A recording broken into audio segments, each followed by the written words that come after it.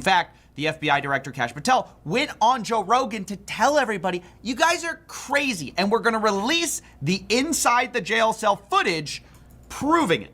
And you're going to get the video of the cell, and you're going to see for yourself. And we will never be able to convince Ooh, I didn't hear him say that originally. Conservatives could have roasted me on that because, like I said, I read that federal prisons report, and they said they didn't have that footage. And if they would have had that footage, that would have been kind of weird. I don't know why they would have it now when they said it before, but they don't have that footage. So he's lying here. He either hasn't seen it, he doesn't know what he's talking about, or he's started.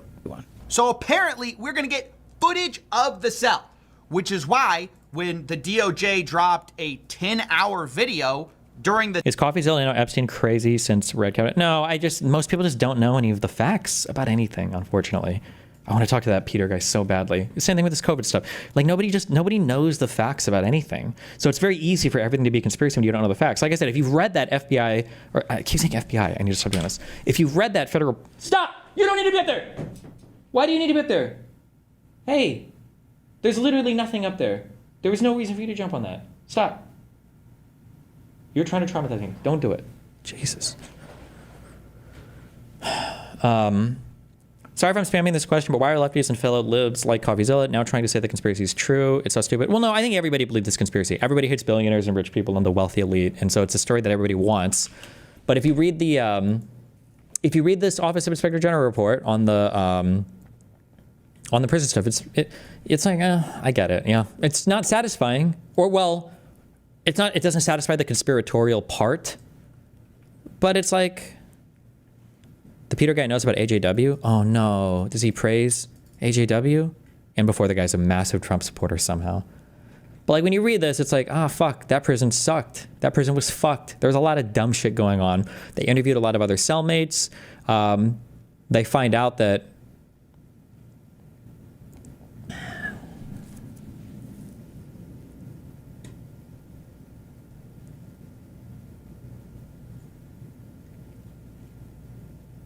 finally, the medical examiner who performed the autopsy detailed for the OAG why Epstein's injuries were more consistent with and indicative of a suicide by hanging rather than a homicide by strangulation. The medical examiner also told the OIG that the ligature furrow was too broad to have been caused by the electrical cord of the medical device in Epstein's cell, and that blood toxicology tests revealed no medications or illegal substances were in Epstein's system. The medical examiner also noted the absence of debris under Epstein's fingernails, marks on his hands, contusions to his knuckles, or bruises on his body that would have indicated Epstein had been a struggle, which would be expected if Epstein's death had been a homicide by strangulation. It's not the first time that the OIG has found significant job performance and management failures on the part of BOP, which I believe is the Federal Bureau of Prisons, personnel, and widespread disregard for BOP policies that are designed to ensure that inmates are safe, secure, and in good health. For instance, the OIG's December 2022 investigation and review of the BOP's handling of the transfer of James Whitey Bulger identified serious job performance and management failures at multiple levels within the BOP. Similar to the Bulger report, the numerous and serious transgressions that occurred in this matter came to light largely because they involved a high-profile inmate. The fact that serious deficiencies occurred in connection with high-profile inmates like Epstein and Bulger is especially concerning given that the BOP would presumably take particular care in handling the custody and care of such inmates. Regrettably, the OIG has encountered similar issues on many other occasions. For example, the OIG has investigated numerous allegations related to the falsification of official BOP documentation concerning inmate counts and rounds, several of which have resulted in criminal prosecution, meaning that they would so some people were like, they lied. They said that they went to check on him and they fucking lied about it. And it's like, yeah, they do that all the time apparently, right? They interviewed other inmates and they're like, yeah, these motherfuckers never come around or ask shit. Oh, Bulger's a pronunciation? Yeah. Or like sometimes the guards will give us shit that we're not supposed to have or whatever.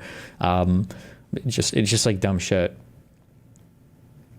The OIG currently has 2 open investigations into allegations of falsified inmate count and round documentation, each involving an inmate death by suicide and homicide or escape from a BOP facility. The investigation interview also revealed the direct impact of insufficient staffing levels on inmate safety. Witnesses repeatedly told the OIG that counts, rounds, cell searches, and other methods of inmate accountability were not undertaken because correctional staff were working multiple shifts, including one staff member who worked 24 hours straight, who were tired and overwhelmed with other duties. As discussed in greater detail detail in our recommendations, the OIG has repeatedly found the need for BOP to address staffing shortages. Most recently, in March 2023, the OIG found that the COVID-19 pandemic exacerbated the effects of pre-existing BOP medical and non-medical staffing shortages, an issue the OIG has identified as a concern for the BOP since at least 2015. Further, the OIG has repeatedly found that BOP personnel have not consistently been attentive to the needs of inmates at risk for suicide. In this investigation, that inattention manifested in the failure of MCC New York staff and supervisors to ensure that Epstein was assigned a cellmate as required by the MCC New York Psychology Department directive issued after the July 23, 2019 incident in which Epstein was discovered in his cell with an orange cloth around his neck. In a March 2023 report, the OIG found that BOP psychology staff did not assess the suitability of single cell assignments for 5 of the 7 inmates who died by suicide while in COVID-19 quarantine units between March 2020 and April 2021. The OIG's 2017 report on the BOP's use of restrictive housing for inmates with mental illnesses also note that single celling may present risks to inmate mental health, and both of the recommendations from that report regarding the use and oversight of single celling remain open as of March 2023. But yeah, the whole report is like, fuck, this shit fucked. It is fucked. It is fucked. But if you know, like, if you've even, I say know the underlying facts. If you've just read this report, it's like, oof, okay, shit is fucked. But nobody knows any of these facts. Everybody thinks that Epstein was in a cell. The cameras turned off just outside of his cell for a minute while he killed himself. There were marks all over his body because the autopsy showed it was a homicide and a struggle. He was given a ton of things that he shouldn't have by officials that wanted him dead, that cops like covered it. Like, it's just like a whole bunch of like bad facts, unfortunately. But footage of the cell, which is why when the DOJ dropped a 10-hour video. Oh, so like for this, like there was, well, see, what CoffeeZilla should point out here is they said that there was no footage of the cell because those SHU, the recording units, weren't active for like half the cameras. Like they only had one in Epstein's area that could even film anything, and it was, you couldn't even see a cell from there. But he doesn't know the underlying report. And again, I don't necessarily fault CoffeeZilla for this. I don't expect him to read through shit like this, but during the time of Epstein's death, people understandably thought this was footage of his cell. Here's what this looks like. It's CCTV footage, but this is not actually Epstein's cell, nor is this door. This is footage of a common area. Epstein's door is way back over here in the corner. You can't see it from this footage angle, but you'd understandably not know that because of the way Kash Patel made it sound. He made it sound like, we're definitely dropping the real video. You're going to get outside a periscope view of Epstein's cell. Because Kash probably just didn't know. He hadn't checked into it yet. Or he's just, I don't know. There's just no way that you could have run an op and had people go into that cell and not have any video of it and not have any people come out and say, hey, yeah, I saw that guy. He shouldn't have been there, the guard or this guy. There's just no access points into places like this in the detention center he was in. If they had gotten into the cell, you... What? Jake the Ace, what's up? What do you want? With the Joe Rogan clip, wasn't he already the FBI director? Yeah, but that doesn't guarantee that he's looked into it at all. What's up? What's up? I think you should take some more time to look into this. What's to give me the single most compelling piece of evidence? No, I don't. I think you're 100% right on like everything, like on the main points. But I think you should just take time to be able to debate it more if you're going on Pierce tomorrow. Well, I don't think this is coming up at all. It's going to be about the lake shit. Oh, really? Okay. Yeah, I don't know. I feel if like I was going to hardcore debate like, this, I would probably revisit that FBI report, and I would go through the first case or whatever. And then I think if I was going to debate it, I think the most fun thing to do is if you want to build a conspiracy that Epstein was killed, it would 100% have been Donald Trump that did it, guaranteed, 100%. No, absolutely, yeah. And you had the good list yesterday. You ran it down pretty well. Yeah, 100%. So if it does come up to you, that yeah. All right, okay, that was it. Okay, love you. Have a good day. Bye. He didn't say it back. You would see it. But we were told that the cameras were down. Well, I don't know who said that. But that was in the news. Yeah. I don't know who said that. Dog, it was in the... Was he already the FBI director at this point? Does nobody read anything at all anymore? Like, now I'm not even sure, like, if PhDs or if... Like, does anybody ever read anything? Or who writes anything? like, how much of a loser are you if you're writing these massive reports that literally not a single, I guess just me, I'm here to make your job matter. I will read. If it's one of the narrow subjects that we cover, I will try to read, okay, what you write. My God. It was in the news. It's also in the OIG's actual report, like the government report. And Oh, that's nice. At least I'll cite this. Okay. admits that most of the cameras were not recording. Now, I'm going to show Oh, and he gets that right too. All of the cameras were supposedly running, but I think half or less were recording. you which cameras were and were not reporting. I'm going to show you the exact angles of these cameras. But I want to draw your attention to one of the weirdest things in all of this footage, which is just the fact that there's a minute of it missing. You're going to want to look at this time, and you'll see in about 3 seconds it will jump and the framing will change. So there you can see there was a cut or some kind of edited footage. And it obviously begs the question, why is there a minute missing from the FBI's like prove it tape? But also, what does this tape even prove? As I said, this is not Epstein's cell, nor is this his cell. We're going to show you what that actually looks like. Like, the fact that this is happening right at midnight, I'm going to assume there's some software thing or whatever. Like, would they really explicitly and deliberately cut that 1 minute of footage and leave it in? That would just be so stupid. I don't know. Here's the framing we see. And now we're going to compare that to the official report, June 2023, of Epstein's cell. They lay out a structure of the jail cell. Oh, cute. And the jail itself. And here you can see it's a two-leveled system. There's a lower tier, there's an upper tier, and Epstein was in the L tier, okay? Here is where... So is it the theory that they went into a cell, killed him, and then staged the suicide in a minute? It's kind of like lab leak. There's always like 4 or 5 theories that people are jumping back and forth between at any point in time. I've heard everything from an inmate killed him, like opened a cell door, went and killed him. The cops went over and killed him, like the prison guards. He killed himself, but he was forced to do it by somebody threatening him. Like, people will retreat or move between very fluidly every conspiracy theory simultaneously, depending upon what part of the, like, who they're arguing against. You know? The camera actually was that we're seeing. We're going to go ahead and go through this so you can see that's what it looks like. There's upper floor, lower floor. Consider that someone who would try to exploit the cameras being down every day between 11 and 12 a.m., if this is in fact a regular maintenance process, you really think you could run into somebody's cell and then strangle them, not like snap their neck, but just strangle them with no struggle signs and get out and everything in under 60 seconds? Epstein was located on the upper floor in what's called the L tier, okay, which is right here. You can see it even better from Imagine killing yourself in the L tier. Fuck me, dude. here. Here's Epstein's cell. Here's the hallway. And right here is the camera, which was not recording. Unlike what Kash Patel sort of insinuates that they're going to release that footage. They don't have that footage. According to them, the recording wasn't working. It was streaming, but not recording. The footage apparently had the DVR system stopped working about 10 days before all of this happened. Be Epstein, chilling in his cell. Clintons come in, forcibly cover you in oil. They leave.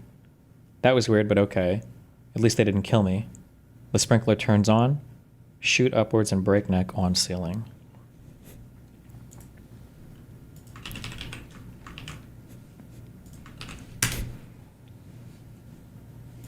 On that, and the minute missing from the video, we released the video showing definitively the video was not conclusive, but the evidence prior to it was showing he committed suicide. And what was on that, there was a minute that was off the counter. And what we learned from Bureau of Prisons was every year, every night, they redo that video. It's old, from like 1999. So every night the video is reset, and every night should have the same minute missing. So we're looking for that video to release that as well, showing that a minute is missing every night. And that's it on Epstein. Back to you on that.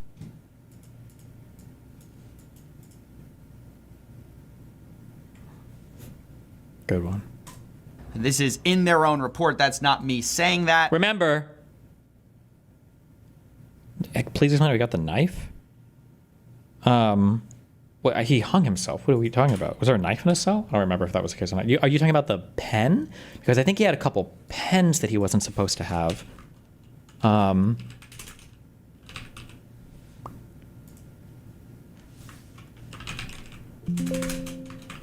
knife.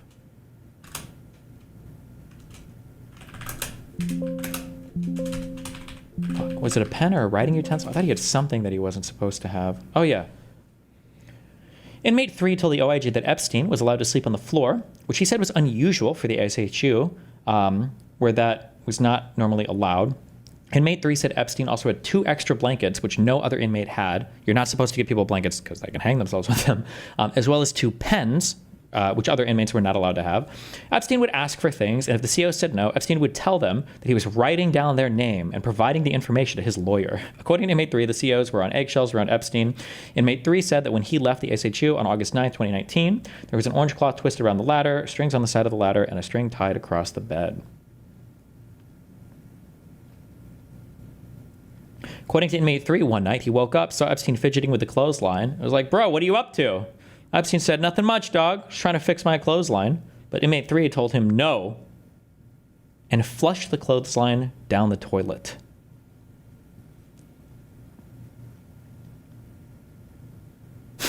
Epstein's return. Hold on.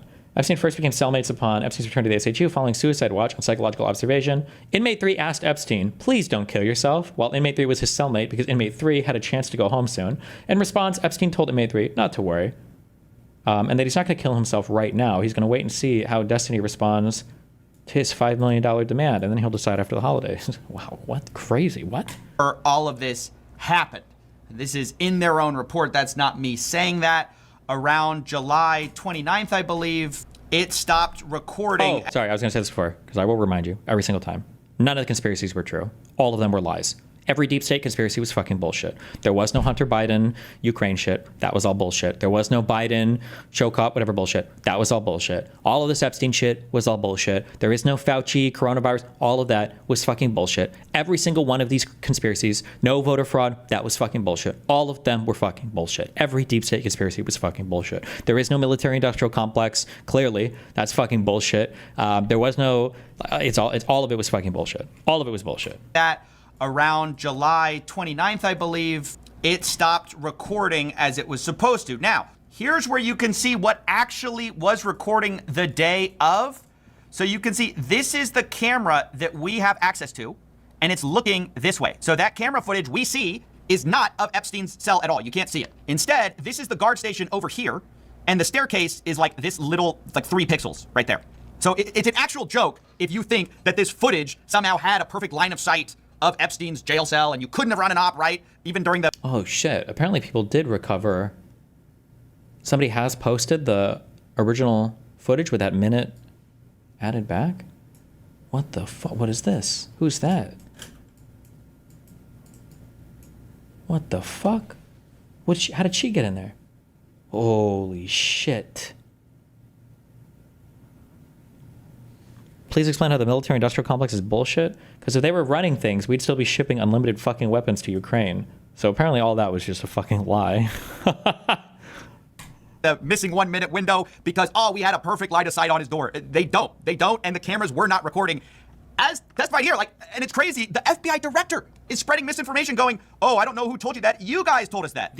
Super interested in all the COVID stuff. Worked in a research lab working on antiviral therapeutics, so it's right up my alley. Can I just say, okay, the first job I ever wanted when I was thinking of a career in grade school, what I want to be when I grow up, I played this fucking game called Parasite Eve, and I was like, I want to be a microbiologist because I thought cells were cool. Obviously, there are degrees of complexity that you can get into when you study anything, but even in just the little bit that I've looked at COVID, can I just say that the whole virus process, my God, it's crazy interesting.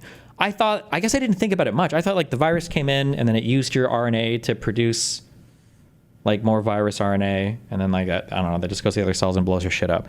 But it's the fact that the way that it gets into the cells is really interesting. The fact that it goes in and then starts shutting off your other ribosomes, and then the fact that when the RNA goes in, it starts printing basically ops, like oppositional fucking ribosomes. Like it makes its own little proteins to come together to print off its own RNA and like a little secluded bubble that it makes. The way that it works is just super interesting. Yeah, I don't know. It's really, really, really fascinating. Holy shit. Where did the first viruses come from, though? Well, like, why? Whoever started that shit? That seems kind of cringe. Like, why would there be these like insanely intricate, complicated strands? Oh, I bet they grew up with us. They must have, because way back in the day, creatures and everything would have been incredibly simple, and so an early virus would probably be like 100 nucleotides wrong. Like it's some foreign RNA that gets in your body and then like makes you gay or something. It's like, fuck, I got fucked. Because it was like single cell creatures probably without even nucleuses or whatever, or nuclei. These cameras right here are streaming, but not recording. You can see it right there. There's Epstein's cell. That's the camera that would have been on him. It's not there. And yet he goes in front of millions of people and tells people otherwise. It's so irresponsible. Cell. And if they had gotten into the cell, you would see it. But we were told that the cameras were down. Well, I don't know who said that. But that was in the news. Yeah, again, it wasn't just in the news. It was in the government's report. Okay. Bro. Kelly Jean is cringing right now. Okay, I will say, because I tried to go over stuff yesterday and I suck at, I just suck at science. Kelly did fucking destroy me, okay? I didn't know anything about chemistry or whatever. And finally she's educated me. Do you guys know when you talk about whether or not a thing is volatile, do you know what that means, guys? Sodium's not highly volatile. It's like if you were going to put all of the elements in a line of volatility, it's somewhere in the middle. He said fluorine was like his ops communities and that they were better LeMayo. He called this community highly unstable and highly volatile sodium, and then said the other communities were less like this. This is like highly volatile things are like things that are already a gas at like room temperature, right? Oh. I didn't see. I learned something new every day, you know? So that's that. So now we're going to see the camera that we're actually getting footage of, right? So this is a video. You can see that's cell 46. Here's the camera that was recording, and you can see it highlighted here. You'll also be able to see that the staircase is partially obstructed because of this wall right here, okay? So these tiny 3 pixels are seeing the edge of the staircase. Here's where they even highlight it for you. Again, this is not my diagram. This is the government's own diagram. This is the stairway to Epstein's cell. Cool. Here's the officer station, as we stated. And here's the non-recording camera. Again, this is the government, and looking at Epstein's cell. I had to write a whole subreddit schizo post about fucking stupid position. Oh, are you cynical Brit? Or I don't know why I just asked that. I didn't know you posted on the subreddit. Somebody sent me a big ass email about shit too. Guys, I don't profess to know anything about chemistry. It's not a subject that I liked at school. I've explicitly said I hated it. Somebody sent me a big old email about a whole bunch of chemistry shit. I don't know. I don't care. Okay, but. To them, there had been catastrophic disk failures, and no recordings would have been available after July 29th, 2019. And of course, all this happened on August 9th to the 10th, 2019. Now, an important thing is this mystery man that comes up in the footage. Mystery because previously, man. I was kind of thinking this footage kind of didn't show anything. It definitely doesn't show that nobody was there, because you can't really see it. The important cameras are missing, and there are ways to get in or through the staircase without. Schizo posting, PhD chemistry. Yes, we do use the word stability for chemical stability. Just to be clear, when I said stable, I was just thinking like reactive or not reactive. That's all I was thinking of. I wasn't like I was using a layman's term because I wasn't publishing a paper. But also, if I'm talking about that group, I feel like it's pretty obvious what I'm talking about. I'm pretty sure that is the most reactive group on the periodic table of elements because of the electron bullshit reasons, I think. That's it. I'm not professing to know anything more about chemistry than I was just making a joke about communities being unstable, because a community being unreactive doesn't really make much sense. People seeing you, which we'll kind of go over here. I think the idea that this was a perfect view of the staircase is just completely wrong, obviously. But there was also a whole narrative by the government that everybody was in their jail cell by 8 p.m. This is according to the staff. They say at approximately 8 p.m., August 9th, all inmates were locked in their cells for the evening, and there was no indication that any other inmate could have gotten out of their cells. Epstein didn't have an inmate, so hence the idea is there's no way anyone could have gotten in there because everyone was locked up, right? Of course, we know now that some of the guards allegedly were either asleep or they deny that and they say they may have dozed off. Either way, what is for sure is that they didn't perform their checkups on the inmates. Not hating, but why do we even care about the Epstein shit? For a few reasons. So the reason why people cared before is because everybody wants to believe there's some grand conspiracy of billionaires raping kids. It's just everybody's obsessed. I don't know. It's like the new it's like the new anti-Semitism, where for some reason in all of it, well, I guess anti-Semitism is also the new anti-Semitism because a lot of it involves the Mossad and Jews as well. So I don't know. Maybe this all rolled into it. But just this idea that there's this huge group of billionaire people who are like fucking kids all the time, and they're like people were obsessed with it. Remember the Podesta stuff when they talked about cheese pizza, and if they're who's ordering that much cheese pizza? This must be coded slang for child porn or for children, or they're talking about like ordering kids for the Clintons to feast upon and rape and murder and drink their blood, and like everybody. And the Diddy stuff is more evidence that there's a giant billionaire conspiracy rape ring. It's just people are obsessed. People are obsessed with those types of stories. So the Trump admin, I shouldn't say the Trump admin. A lot of maggot people floated these conspiracies for a long time because they thought they could rope the Clintons into it. People on the far left like the idea that billionaires are evil, so they bought into it. And now that Trump is in the government, remember one of the things I said? Remember what I screeched about at the beginning of the term? They cannot cry about the deep state anymore. They are the deep state. They can't cry like they did in term one, where they said, oh, the deep state's still controlling them, because now it's Trump's people, his cabinet members, his government. He gets to do everything that he wants. He's fired all the people he wants. He's got Elon going through everything. They can't blame the deep state anymore. And now that they can't blame the deep state, now they have to come out and kind of be honest about some things. Like, okay, fuck, guys, we got nothing on the Epstein shit. In fact, they falsified records to this, and they say no CO had checked on Epstein from approximately 10:40 p.m. on August 9th until 6:30 a.m. when Epstein was found. But this 10:40 p.m. is going to become extremely important because it turns out there was someone, what looks to be an inmate, out of his cell at 10:40 p.m. And the question is, who is that person? You can see this at 10:38 p.m. Remember, everyone's supposed to have been in their jail cell for 2.5 hours at this point. No prisoners. You can see a guard goes over to somewhere out of sight. We can't see it. None of the cameras were recording except for this one. And then moments later, we see a little bit of orange near the staircase. Now I'm gonna have to zoom into this. It's extremely hard to see, but you can see a little pixel of orange makes its way up the staircase, right? And then we're gonna see the guard return to his chair, ostensibly locking someone up maybe at that time, but who? Who is that person, right? Because previously we were told that everyone was in their jail cell at 8 p.m. 2.5 hours later, the guards take someone up, or it looks like that. Jesus Christ.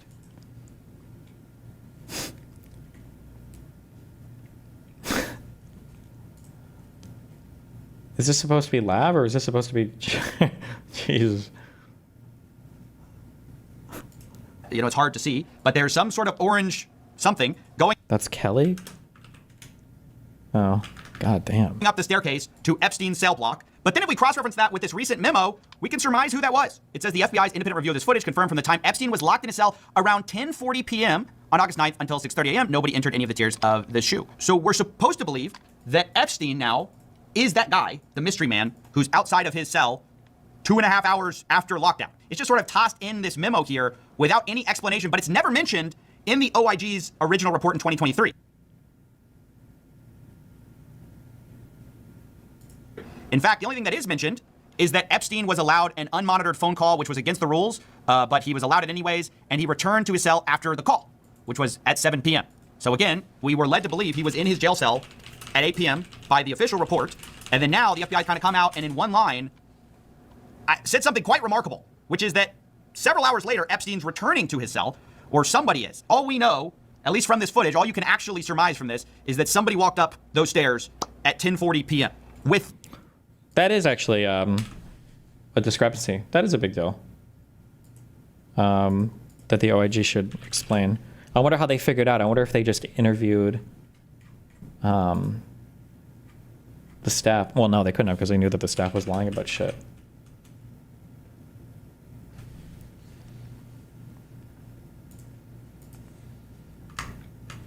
The OIG also found the SHU staff did not conduct any 30-minute rounds after 10:40.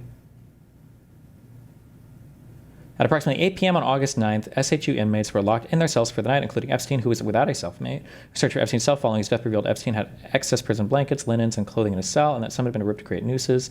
The OIG also found that SHU did not conduct any 30-minute rounds after about 10:40 p.m. on August 9th, and that none of the required SHU inmate counts were conducted after 4 p.m. on August 9th.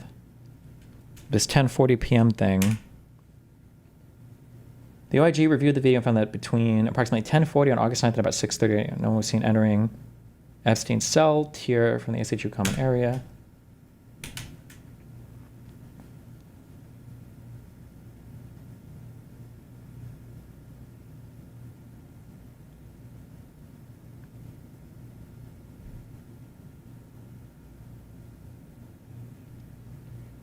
All SHU inmates after 8 p.m., including Epstein, were locked in their cells for the evening, and we found no evidence to the contrary.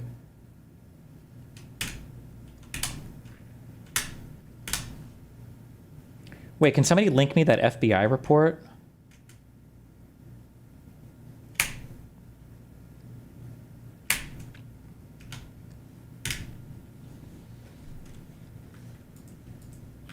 All you can actually surmise are Epstein's returning.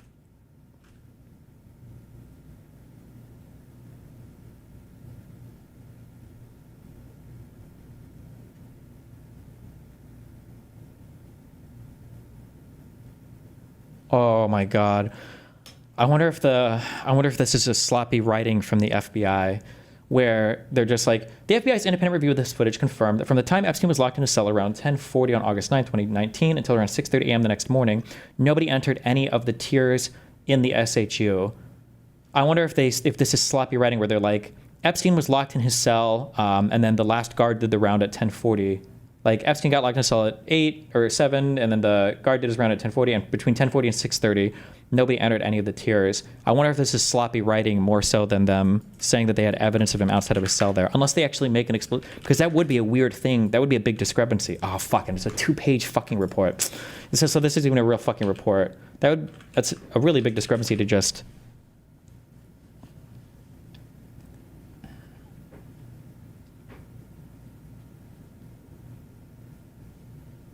Orange man in the vid. The problem is I don't know if we know this is an orange guy. Around 10:40, then my thing. Obviously, we locking someone up, maybe, right? Really hard to see, but you can see of orange near the staircase. Now I'm gonna have to zoom in. It's so hard to tell what the fuck is happening here because like the bit rate on this video is so bad. Extremely hard to see.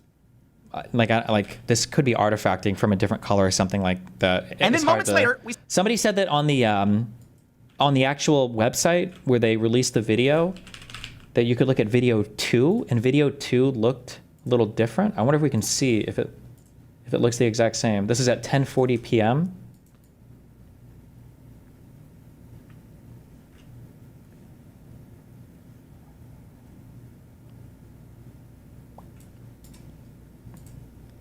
Okay.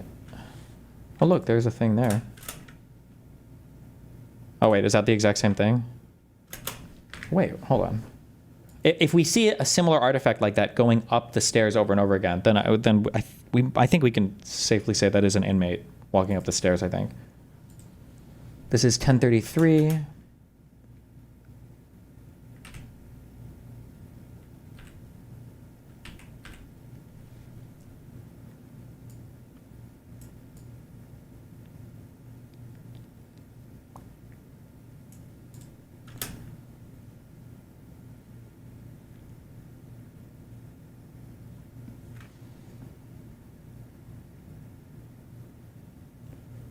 Come on, what is the date on these fucking cameras that the resolution and the bitrate is this poor?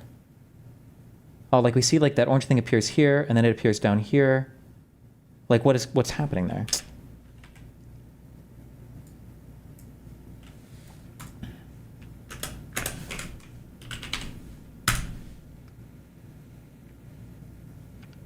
Hold on.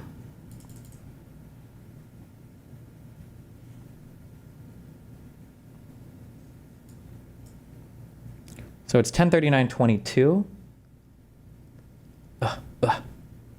Okay. Wait, where are we at?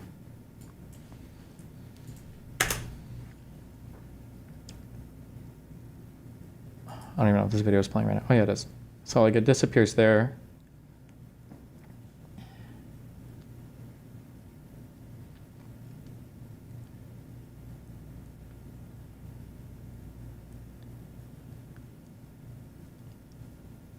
Like there's another orange thing that appears up there. Like it seems appropriately like a person walking, maybe like the speed.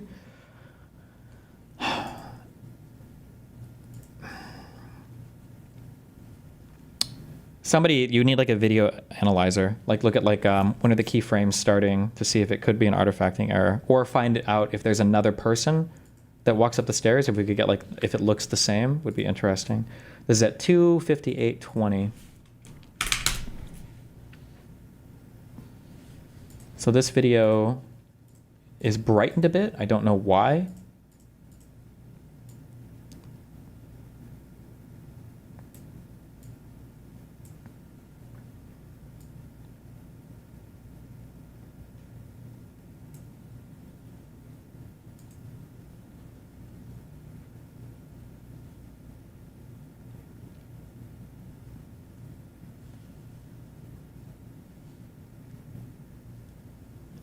Like a thing, like that little orange thing appears up there, and then it goes.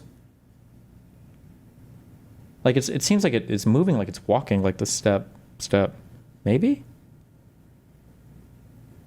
And then it keeps going up. I don't know how high up these stairs go. I don't know. Fuck.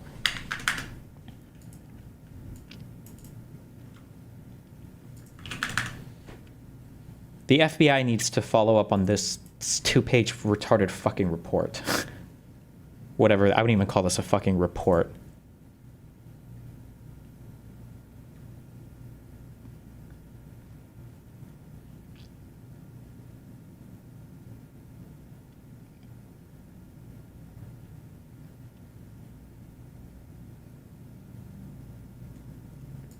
Like, this looks more like shoddy writing than anything else. I don't think they're saying that they saw somebody else moving up the stairs. They're just saying that from the time that he was locked in his cell, and then at like from 10:40 to 6:30, nobody entered any of the tiers in the. That's what this reads like. They just wrote this sloppily, but they should clarify. We see a little bit of orange near the staircase. Now I'm gonna have to zoom into this. It's extremely hard to see, but you can see a little pixel of orange makes its way up the staircase, right? And then we're gonna see the guard return to his chair, ostensibly locking someone up maybe at that time, but who? Who is that person, right? Because previously we were told that everyone was in their jail cell at 8 p.m. 2.5 hours later, the guards take someone up, or it looks like that. You know, it's hard to see, but there's some sort of orange something going up the staircase to Epstein's cell block. But then if we cross-reference that with this recent memo, we can surmise who that was. It says the FBI's independent review of this footage confirmed from the time Epstein was locked in his cell around 10. Oh my God, I was about to say Epstein. CoffeeZilla makes the same kind of conclusion that I did. Correction, at 11:51, I state that the FBI's narrative is that Epstein was locked in his cell at around 10:40, and imply that means that he was put there at 10:40, linking it to the orange we see at the stairs at 10:38. It is possible the FBI only means he was in his cell and was locked there at 10:40, having already been in the cell since 8. That's what I think it was. It's just sloppily written. But I am curious, like the thing that does look like something moving up the stairs, it could be artifacting on the video compression, or it could be something else. But 40 p.m. on August 9th until 6:30 a.m., nobody entered any of the tiers of the shoe. So we're supposed to believe that Epstein now is that guy, the mystery man, who's outside of his cell 2.5 hours after lockdown. It's just sort of tossed in this memo here without any explanation, but it's never mentioned in the OIG's original report in 2023. In fact, the only thing that is mentioned is that Epstein was allowed an unmonitored phone call, which was against the rules, but he was allowed it anyways, and he returned to his cell after the call, which was at 7 p.m. So again, we were led to believe he was in his jail cell at 8 p.m. by the orange is Trump's hair. Official report. And then now the FBI's kind of come out and in one line said something quite remarkable, which is that several hours later, Epstein's returning to his cell, or somebody is. All we know, at least from this footage, all you can actually surmise from this is that somebody walked up those stairs at 10:40 p.m. with the guard, because the guard leaves his desk, some orange jumpsuit goes up there, and then the guard comes back to his desk. Now, I want to be clear. What could be the trigger for the artifact, though? I don't even pretend to try to talk. Video compression is insanely complex tech, and like everything, or not complex, but there's like a lot that goes into video compression. I don't know. It could be a lot of shit. Who knows? The IG report mentions 10:40 p.m. several times as basically the last time that a CEO checked on Epstein. That's how it originally was framed. But the biggest argument, in my opinion, against it being an artifact is that it seems to move like somebody walking up the stairs, I think. Like, it looks like it. Like, it does look like somebody walking up the stairs. Like, it's moving at the appropriate speed. I'm guessing so. In fact, instead, they basically say that Noel, one of the guards, was actually carrying linen or inmate clothing up to the L tier, which was the last time any CO approached the only entrance to the shoe tier in which Epstein was housed. So their theory at the time time, I guess the theory was they were carrying up, they say inmate clothing. Basically, the idea is they're carrying up an orange jumpsuit. And that's why you see orange there at 10:40 p.m. That's the official story in 2023, was that they were carrying Epstein, somebody's clothing up. Now we are finding out that that wasn't carrying clothing up. That was actually Epstein himself. Oh, okay. Well, then that would just explain who it was. Wait, but then should we see him on camera after 10:40 moving to some other place? Is that? For some reason. Oh, God, true. Is Kelly Jane about to become an expert on video compression? Clothing up. Now we are finding out that that wasn't carrying clothing up. That was actually Epstein himself. For some reason, was locked in his cell at 10:40 p.m. My only hesitation when it comes to the subject is that Trump seems particularly vulnerable and sensitive whenever it's brought up to him. I'll accept the facts of the matter, but I don't know. I think that's also very easily explained. It's because Trump was friends with him. Epstein was a billionaire, dude. He was friends with a lot of people. Like, my guess is most billionaires are going to be connected to a lot of people around the world. Trump was friends with him. He absolutely was. Trump also probably thought that young girls were hot. The guy is literally, talking about raping women on fucking audio. And I'm sure he made what we would say inappropriate comments now about, younger women. I seriously doubt Trump fucked any kids, because I think that would have came out by now. This guy has so many fucking enemies that if Trump was fucking kids, we would have heard about it by now. But like, it kind of looks bad, like when everybody disavows me and donut operators like, oh yeah, we hated him when he was here. People just want to like distance themselves from kind of like weird shit if they don't want to be associated. So I think that's why Trump doesn't like talking about the Epstein stuff at all. Way after lockdown, and we don't know why or how any of this happened. And then we know from the same report that the guards made false statements and falsified records saying that they had made mandatory rounds and inmate counts when in fact they had not. So does any of this mean for sure that the conspiracy theorists are right? No.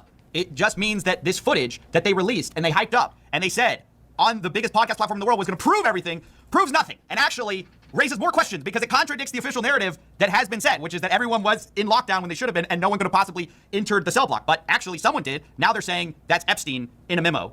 After hours, for some mysterious reason.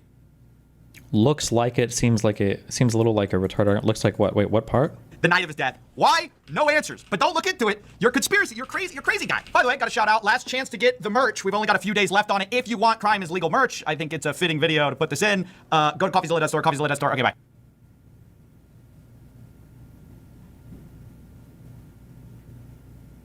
What? Cherry's posting again. I'm alive and well. It is fucking unreal coming home to see the dude who had me committed did a 12-hour call-in stream about me. Like, call me while I'm in the hospital, tell me everything will be okay, and just make content about it on stream with our friends. If you get committed, it's not 5150'd. What do they call it? Or like Brady acted? It is 5150'd. I don't know if they do that outside of California. If she got committed, Baker acted. I think I said Brady acted. Baker acted. If she got committed, that means it would have been for 3 days, right? Wait, hold on. I take back everything I ever said. If Justigal is that much of a sociopathic god, did he actually make a call to get Cherry committed for 3 days and then knowing that she couldn't say anything publicly, like farm content about it on stream and on other people's streams? Because if so, holy shit. I'm alive and well. It is fucking unreal coming home to see the dude who had me committed did a 12-hour call-in stream about me.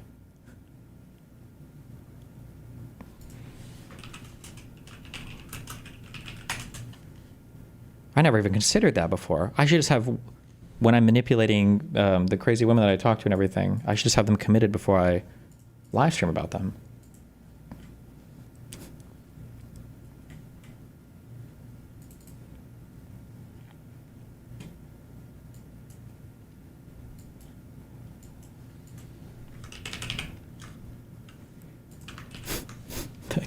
The chemistry, dude. Kelly's gonna own you. Be careful. He had a Great Depression, and then after the Depression, long after it started, they brought back tariffs to see if they could save it, but it took them really 25 years. Wouldn't you say about 25 years to get out of the Great Depression? A lot of people don't understand that. The country had a Great Depression. Okay.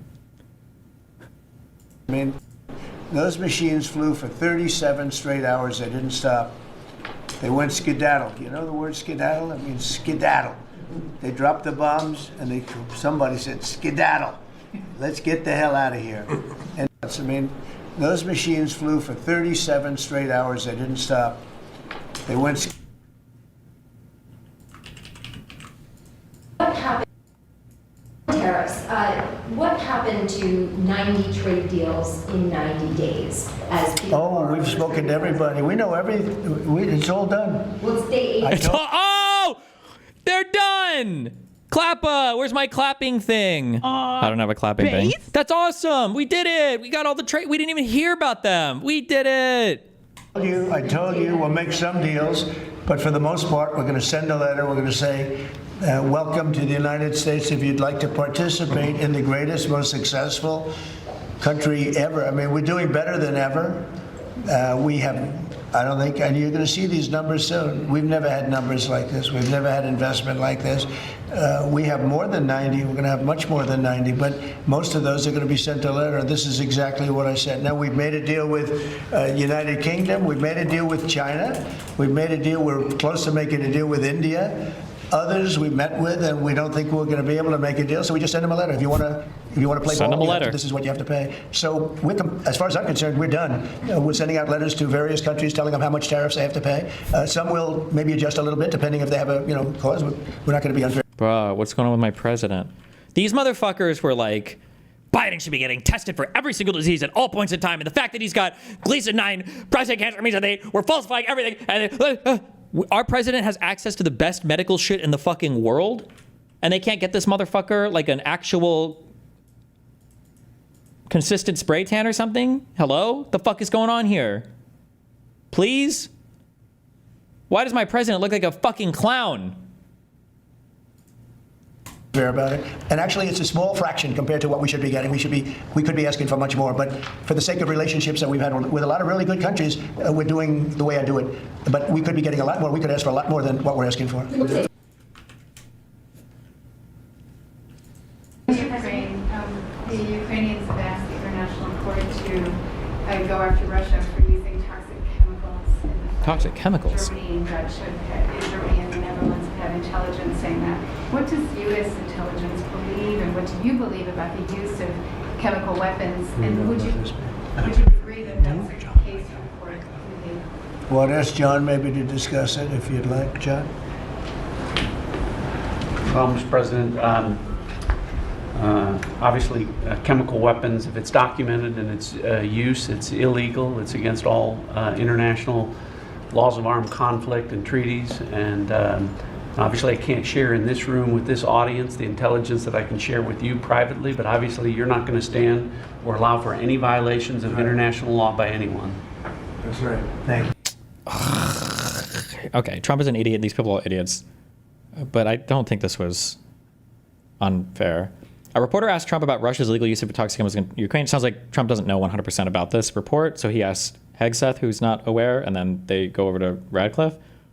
I mean, it doesn't sound like there's... When I first read this, I thought it was like, does Trump not know it's illegal to use chemical weapons in warfare? But it sounds like they just didn't know about this particular report, although Radcliffe doesn't know about it either, or doesn't want to say anything about it, so... Superman's... Ah! Jesus, that was loud. Somebody said go to 310 and listen to... What? Makes sense. I think she's going to be really good. They illustrate out the gate. She's the kind of reporter who doesn't trust, doesn't spin, and digs to find the actual truth rather than just what's being said. That's right, this comic book movie about metahumans and an alien baby who came to Earth from his home planet of Krypton, in which his home planet blew up. He was raised in Kansas, grew up to be Superman. The most unbelievable thing about that is that a reporter with that level of integrity works for mainstream media. Lex Luthor in this movie kind of disappointed me, but that's not because... Why did I don't care. Okay. It's soy, but who the fuck cares? Okay.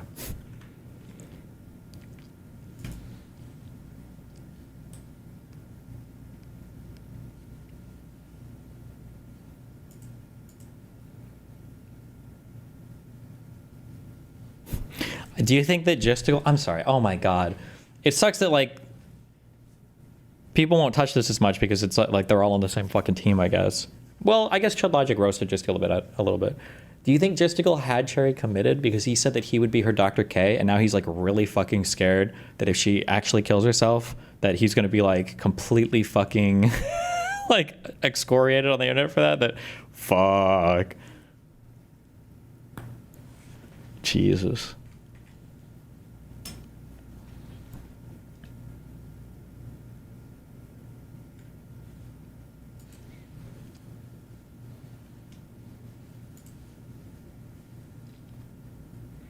What happened to the window on Epstein's cell door? It's not the same door. Yeah, read the number, dipshit. It's not the same door.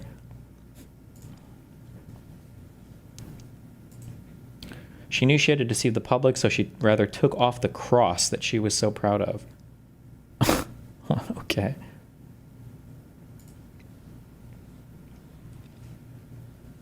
Given the evidence my investigators have seen, this reeks of a cover-up.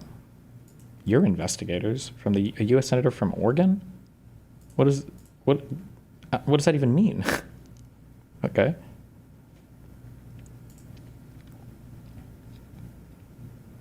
All I'm saying is, I don't think today would have happened if this was our Attorney General. Oh my God.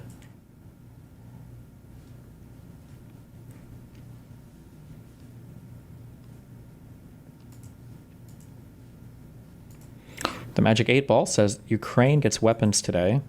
Oh yeah, apparently we're going to be sending more weapons to Ukraine. Creator Clash 3 Fallout and one-liners.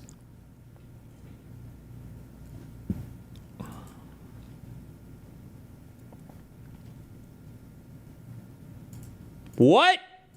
We don't have to take our shoes off at the airport anymore? Why do I even bother with TSA Pre then? I'm losing all my benefits. Effective today, TSA no longer requires passengers to remove their shoes at security checkpoints unless they are flagged for extra screening. Oh my God.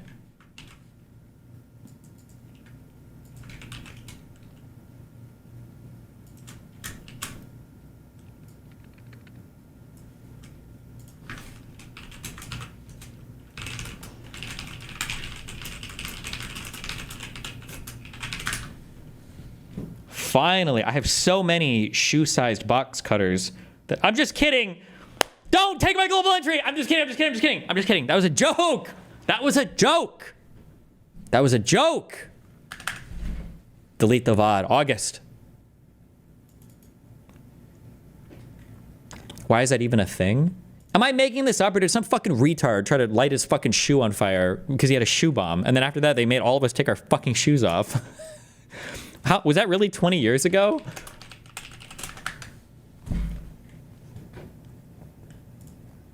In the months following the September 11th terror attacks, a terror attack involving shoe bombs would be foiled. That attempt happened 21 years ago today, and it changed the way we travel. And it wasn't caused by the FBI or CIA, but instead by a South Florida flight attendant who blocked disaster in the nick of time. And now retired and able to share more of her story, she sat down with Local 10's Janine Stanwood. American Airlines Flight 63 was heading to Miami from Paris, December 22nd, 2001. The country was still reeling from 9/11. I was walking through the aisle and I just came close to him. Flight attendant Hermes Moutardier is alerted about a passenger lighting matches. I came and asked him, what he was doing. So he basically put a match in his mouth, like cleaning his teeth. But walking back, I was like, okay, during the meal service, he didn't want to eat anything. Why is he cleaning his teeth? Instinct tells her to go back. And I said, excuse me, sir, what are you doing? What are you doing? He ignored me. I asked him almost 3-4 times, and he ignored me. So what I did is I just grabbed him and pulled him, and that's when I saw the shoe in between his legs, the match in his hand lid. He was 28-year-old Richard Reed, now known as the Shoe Bomber. Soon, this terrorist with explosives and this gutsy flight attendant are in a physical fight. The only thing that I remember is like I tried to grab the shoe, he pushed me to the floor. I couldn't scream, I couldn't say anything, nothing came out of my body, nothing. In a matter of seconds, other crew members and passengers pounce. So I started screaming, tie the guy, hold him back, do not let him pick up anything from the floor. I jumped on the shoulder of this guy and 2 other passengers. Oh no, these foreigners that saved us. Also, go back 2 minutes. Wait, hold on. Shouldn't the thing they have banned have been, how, did this, like lighters and matches? Were we allowed to have those on planes? Are we allowed to have those now on planes? The shoe in between his legs, the match in his hand lid. couldn't you just, has anybody tried a terrorist attack where they just have like a fuck ton of matches and like you light like 30 matches on the plane and you're like, stop, or I'm gonna set the whole plane on fire. He was 28-year-old Richard Reed, now known as the Shoe Bomber. Soon, this terrorist with explosives and this gun. Okay, you want to talk to me? You say that we fucking stereotype everybody through airport security, okay? And that we are profiling people constantly. How did this motherfucker make it through security with a shoe bomb and some matches? This guy? What the fuck? Richard Reed, now known as the Shoe Bomber. Soon, this terrorist with explosives and this gutsy flight attendant are in a physical fight. Because of September 11th and that day just... Also, who... I want you to give me the most fucking Karen haircut you could ever possibly fuck someone up with. Why? Or maybe they are Karens and they want to signal that way culturally? Jesus. I think it looks good. I think it's a good looking haircut, but it's like, that's some... 11th and that day just months later, so much has changed about the way we travel. In fact, nowadays, most people are used to taking off their shoes before going through security. I went through a surgery on my shoulder. And Moutardier's life is forever changed as well. And you're holding your hand there. Yeah, that's right after I had a surgery. So with never-ending therapy and treatments for multiple injuries. I've been having physical therapy for 21 years. But when she returned to work after the attack, she decided to take that same Paris to Miami flight. It was very traumatic, but I needed to do it. And now she has medals and honors and recently celebrated her retirement from American. I should get medal. Dude, the last flight I was on, this is the first flight. I haven't had this happen in a long time. I had a mega fatty next to me. He was bleeding into my seat and I was not happy about it. Okay? I was pushed to the side. Airlines after 30 years of service. Good and bad, the Shoe Bomber now in a maximum security prison, forever part of her life. It's one of the things that I will never forget for the rest. Okay, wait, also, I didn't watch the beginning of this. Did he actually have bombs in his shoes? What were the bombs? Put a match in his mouth, like cleaning his teeth. Yes? But walking back, I was like, okay, during the meal service, he didn't want to eat anything. Why is he cleaning his teeth? Instinct tells her to go back. And I said, excuse me, sir, what are you doing? What are you doing? He ignored me. I asked him almost 3-4 times, and he ignored me. So what I did is I just grabbed him and pulled him. And that's when I saw the shoe in between his legs, the match in his hand lid. He was 28-year-old Richard Reed, now known as the Shoe Bomber. Soon, this terrorist with explosives and this gutsy... This test was given to me, and the results, I'm still alive. The word hero is... It's sodium. Kelly's like, it's okay, guys. It's stable. It's not a gas. We're good. I'm just kidding.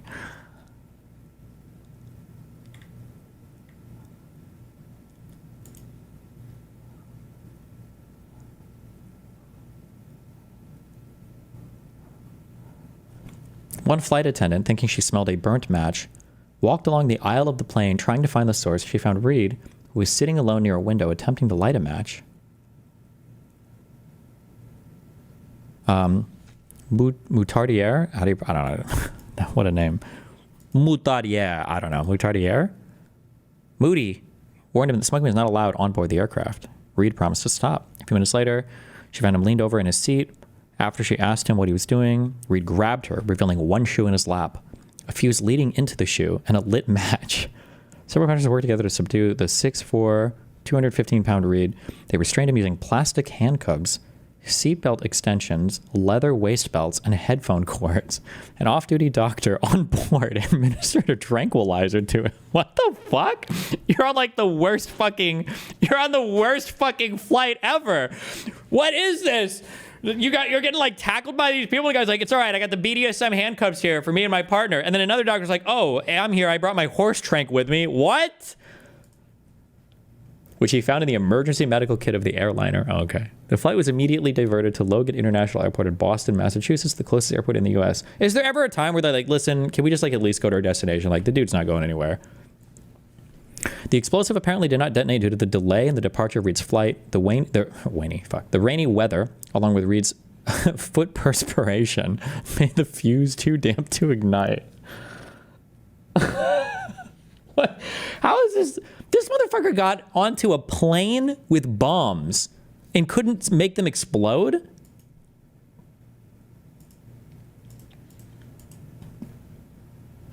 What was the bomb? Did they ever say, or are they not allowed to say exactly what the explosives were?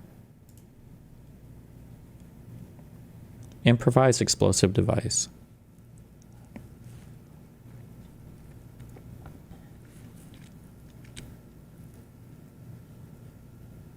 Reed was arrested and eventually sentenced to 3 life terms plus 110 years without parole. Keep reading. It's on this. Oh. Oh.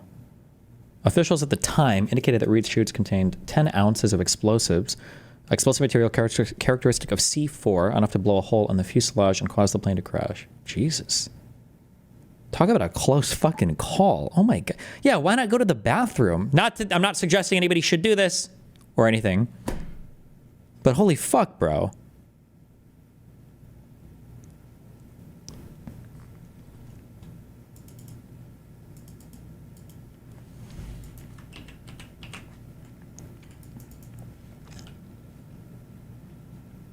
Wait, what are they doing with Clear? Hold on. Clear will now let you pay $99 to skip the Clear premium security lane at the airport. No, not a joke. What does that mean? Our premium service for a direct path through the Clear Plus lane. I don't know what are you skipping?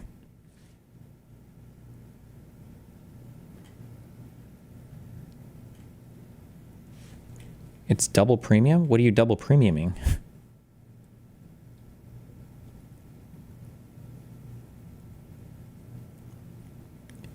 To skip the first Clear line? Oh. What the fuck?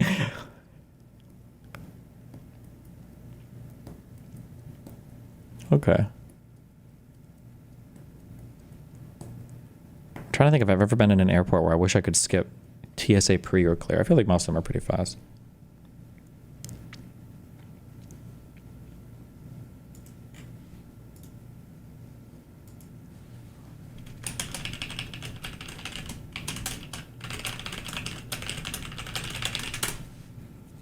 Look at these benefits. Oh my God.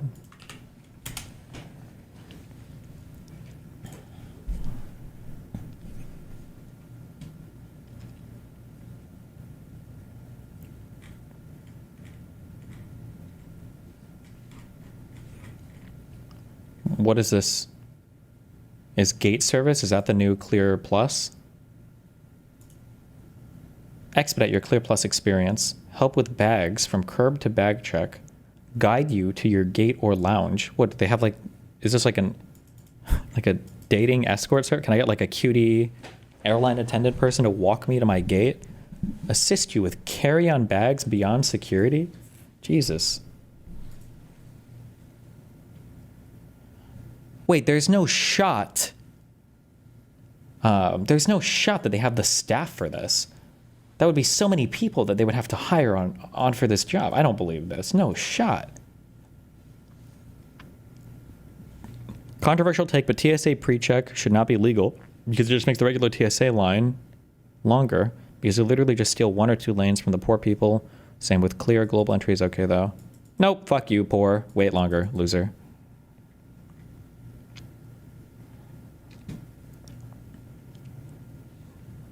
Buy it, you're a millionaire. I actually have Clear. I just never use the Clear lines. It's usually faster just to go through TSA pre, because sometimes the TSA pre plus Clear line will have a longer line because more people, everybody with TSA pre also has Clear. So just the Clear line without just the TSA pre line without Clear ends up being faster.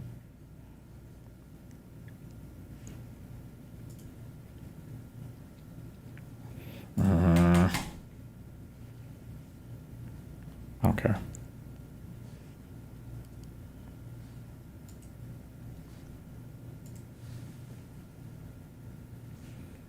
You swung at me and you swung at me and you fucking missed big time. And guess what? Yes. I've never been betrayed like this in my whole life by someone I cared about this closely. And then you had the audacity to come and make another video and just... Wait, what is he... is he referring to, like, that he cared about Anissa and she was close to him? Or is he referring to, like, Anissa and Ian or something. Yes. I've never been betrayed like this in my whole life by someone I cared about this closely. And then you had the audacity to come and make another video and justify CPS call. You endorse snark. You live snark. Again, you are elevating disgusting, hateful people who have spent their time harassing me and my family. Look at me. This is me. I win, you lose. And you will continue to lose, and I'll tell you why. Because I'm not done. I'll never be done.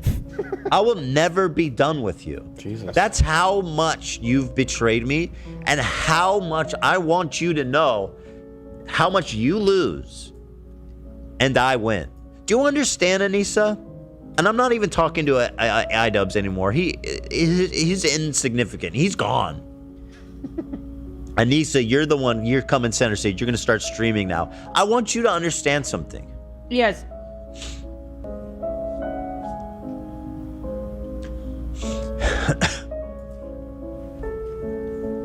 I am never gonna be done. I will never be even. What does that mean? I'm talking about them, being interested in them, being, I'm fascinated by everything they're doing, right? The streaming, the whatever, the events. You just mean you're never done making fun of them? Never. Oh, okay. Excuse me. There'll never be a point where I'm going to be like, I'm just saying, and this is for the audience too, because I want you guys to know, there will never be a point when I will say to myself, okay, it's time to move on from this. I want you to know that. You dropped that fucking video when I was live, and you thought you were cute, you thought you were clever, you really had me.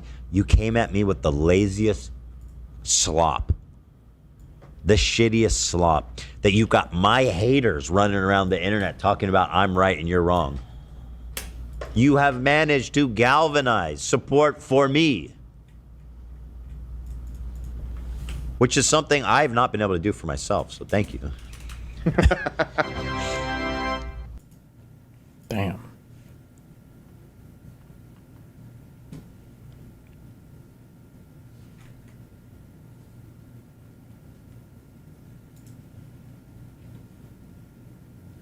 I don't care, bitch. Join the club of ugly, out-of-touch losers. Never be done with you. That's how much I'm not done. I'll never be done. I will never be done with you. That's how much you've betrayed me and how much I want you to know how much you lose.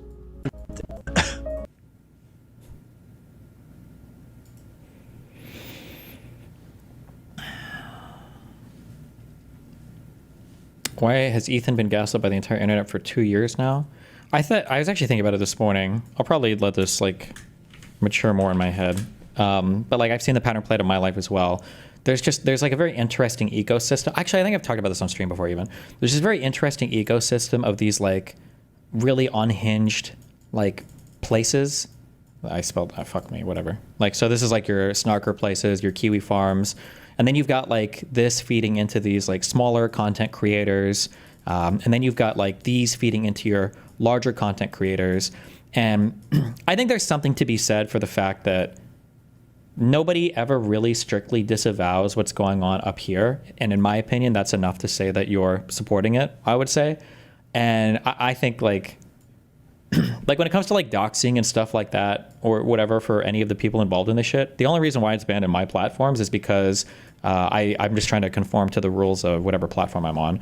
I don't care at all about any of these people. I think these people are all subhuman, disgusting fucks, and I couldn't give a fuck less if anybody said mean things about them. But the frustrating thing is that whenever you're working in this against this ecosystem, your biggest attacks are always coming from these figures, and they can always say, what? I don't have anything to do with this that much. I don't co-sign everything they say, and what? I definitely don't know anything about this.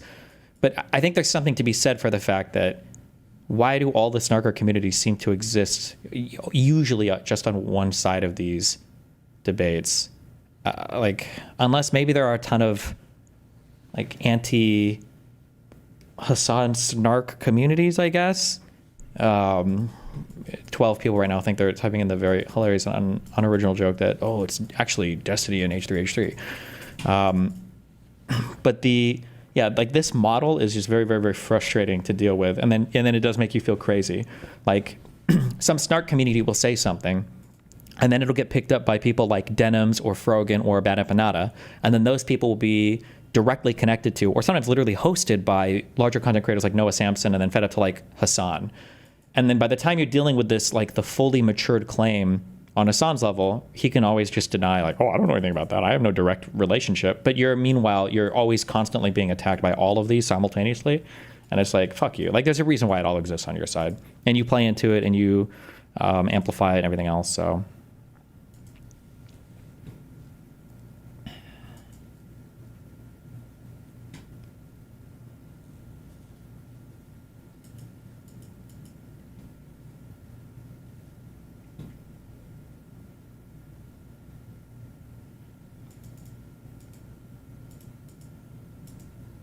Didn't we? This was yesterday, right? Yeah, it was. I think we already talked about this.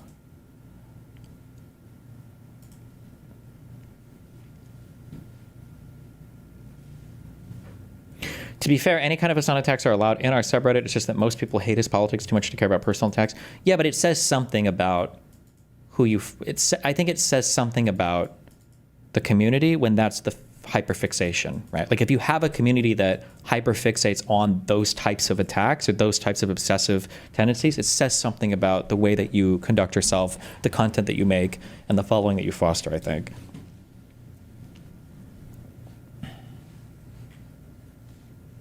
Now, it looks like how you were talking about the right-wing pyramid, mainstream versus social media stuff. I think there's a lot of overlap. Like when I say that like Hassan operates like Trump, I don't just mean that as like I hate Trump and I hate Hassan. I mean that like there's a consistent strategy when it comes to approaching like media narrative control now. Because literally... Okay, I might do that if that's all we have left. What is this? Billy Mitchell is now blocked by both Ian and Anissa.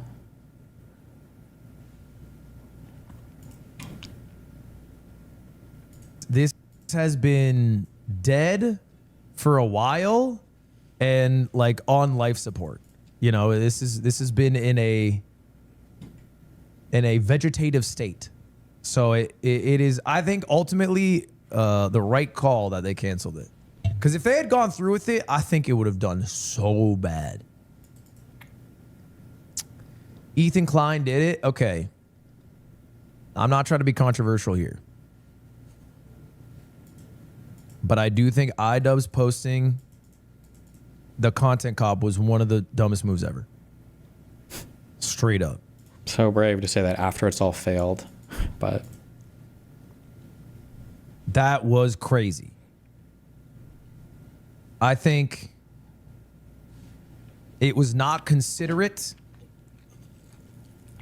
of how many other people would be dragged into the situation who don't give a fuck and just want to fight. But, you know, make that video when Creator Clash isn't happening, I would say. You're not a fucking Ethan guy, are you? That makes no sense to me. It did not help the event whatsoever. Ethan's harassment didn't help help the event. Good one.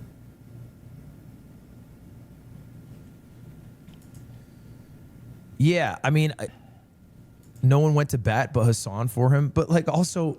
Hassan did not go to bat for him. Hassan used him, chewed him up, and then spit him the fuck out and abandoned him. Just like he has all of his orbiters that aren't even real orbiters that are not getting sued. Hassan's audience isn't watching fucking boxing events. What is that? That's not... I don't know. At some point, you have to realize you're operating a business, and I mean, you have to make the call. Like, what's more important, is the business or you know, making the videos you want to make, which is like your own call to make. But anyway, I'm kind of sad about it. I won't lie.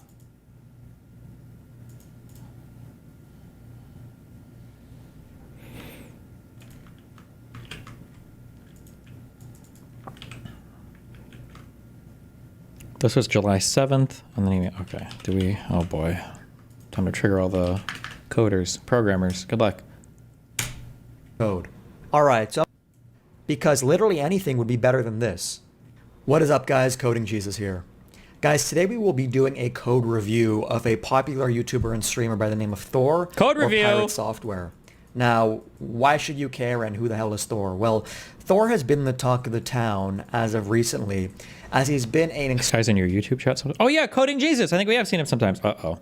Extremely large streamer that has come out against a pro-consumer movement in the gaming space called Stop Killing Games. Stop Killing Games is an initiative launched by a man named Ross Scott, who is an advocate for consumers in the video game space. The purpose of Stop Killing Games is to prevent publishers from revoking access of games from people who have paid to play those games. There are plenty of examples out there of publishers that produce games that require online access to play, but once they pull the plug from their servers, consumers now stop having access to those games. The Stop Killing Games movement is looking to advocate on behalf of consumers in order to mandate that game publishers and game developers have some sort of end-of-life plan for games such that they can continue to be played after the developer would like to stop supporting them. To me, that makes total sense. It doesn't sound fair and isn't right for you to be sold a game as a good, but for it to effectively be a service with an unknown expiration date that the company can not support at any time. Okay, now why? If I was a spite-based company, I would just build like some fucking exploit into all of my post-life server shit, and then as soon as like the post-life, like when you end service for a game and then you release it to the public, you just like also like leak the exploit onto some fucking forum like the day after, and now it doesn't get patched anymore. It's like, oh, sorry, get fucked. Why am I picking on? I'm just kidding, don't do it. Thor here in particular. Well, Thor has not only what appears to be lied about his experience, or at the very minimum played it off as something that it's really not, but he's also misrepresented the initiative and has doubled and tripled down in that misrepresentation. If you're going to be putting forward something that you want to start conversation to eventually become legislation, and these are the reasons for it, not only can I not agree with the initiative, I can't agree with you, and I won't agree with Ross. There's no way around that. I think this is gross. If someone no, I will not be supporting the initiative Stop Killing Games. This is a response and follow-up from Jesus. I'm 2 minutes into this 13-minute video. Why are you spamming his response when I haven't even gotten through this video? Chill, calm the fuck down, holy shit. Cryptically wishing for the movement to fail. So, I'm going to be honest with you. I hope that your initiative gets everything you asked for, but nothing you wanted. I don't know why you do that, but he decided to do so. He doesn't even have to agree with the movement. He just needs to admit that he misrepresented it. Now, other creators have reviewed this drama to no end and have gone over his employment history and timeline, but what I want to do that I guess would make this video unique is go over his actual code from his developer live streams and analyze whether this guy has the skills that he claims he has as a 20-year veteran and game developer working for Blizzard and other game publishers, etc. My name is Jason Thorhall, also known as Pirate Software Online. I've been in the gaming industry for about 20 years. I used to work at Blizzard Entertainment, then Amazon Game Studios, and now I am my own studio, Pirate Software, by the same name, Miscellaneous Studio, and I've been here for about 8 years now. Now, why should you guys listen to me about any of this? Well, I'm a C++ developer with 5 years of experience in the quantitative trading space. I've read dozens of books on C++ and over half a dozen books just on C++ design, from influencers in the space to professors to people that also have YouTube channels to time-tested and trusted books. I've read a lot, and while I'm not an authority in C++, I'm pretty likely to be somebody that can suss out a bad practice if I see one. At least I hope. I also have a bunch of open source contributions in C++ on projects that I find interesting, like Monero. Now, when I was making notes for... Okay, just to be clear, Thor's background isn't really relevant to whether or not his arguments are good or not, unless he made an argument like, oh, trust me, I'm a huge programmer, so I know that I'm right. Like, there are arguments on the other side of this Stop Killing Games thing. I'm pretty sure. I haven't read the whole Stop Killing Games website. I don't know, maybe they have the counter arguments and everything. Like, it probably would cost companies a little bit more, and there might be a little bit of burdensome stuff in somewhere. I think that it's dramatically over-exaggerated on that side, on Thor's side. But you can't just say, like, oh, he's a shitty programmer, therefore all of his arguments are retarded. Also, I know everything about game design because I read a lot of books on C++. But I don't know. We'll see. Not to say that he's necessarily wrong in anything said so far, but we'll see. For this video, because I like to come prepared, I thought I need to go through dozens of different developer streams. But what I found out really quickly is that I can only find 2 developer streams that Thor actually brings up code on the screen in. And in those developer streams, he, one, does not actually do any coding. The code is just visually there on the screen. And 98% of the actual stream is him looking at his subscribers, looking at his tip jar as to how much money people have sent him, and also looking at videos about games, but never actually doing any game development in his dev stream. Without further ado, let's actually take a look at some of his code. Alright, so I'm going to be linking these VODs in the description box below. I recommend people actually download these VODs before he takes them down, because honestly, if I was claiming I'm a game developer with 20 years of experience, this would be embarrassing to have online. Let's take a look at what's really wrong about this, and I don't even need to be a game dev to understand that. When you look at the code here, what do you see? You see a lot of magic numbers. That's an industry term for numbers that don't have any description or explanation as to what they are or why they exist. And you also have a lot of true or false, which is not descriptive at all. When you look at any function call as another developer, you should understand what's going on without needing to read through the implementation of the actual method itself. So part type sprite, part type size, I don't need to read through that to understand what's being passed to it and what it's doing. But that's not what's going on here. I shouldn't need to ask myself, what is this number 1? What is the 0? What does it signify, right? Imagine we have a car object, and I create the car object by passing in 96, 4 false, false. Do you have any idea about what those numbers mean? How I'm initializing that car? You don't. A step above that, a better alternative would be to specify in words what 96 means. For example, unsigned 32-bit integer horsepower equals 96. Is this the level of... Is this what we're going to do right now? Is we're going to criticize what he named his... I don't even know what the fuck these are, functions, and if he commented his code enough? Is that what we're doing right now? Is that... I don't know. Maybe it is. Okay. 6. Number of doors equals 4. Is automatic equals false. Is electric equals false. And then pass that into the construction of car. That is the bare minimum. That's what I would expect out of an intern that's fresh out of school. Taking that a step further, you can implement a concept called strong typing, which is the most expressive form of instantiation. What we can do in that case is define an alias at the bare minimum or a class, and we can call it horsepower. And then we can create an enumeration for things like transmission or fuel. And then we... The function names aren't the problem. It's the variable passed in the function being implicitly understood by the reader.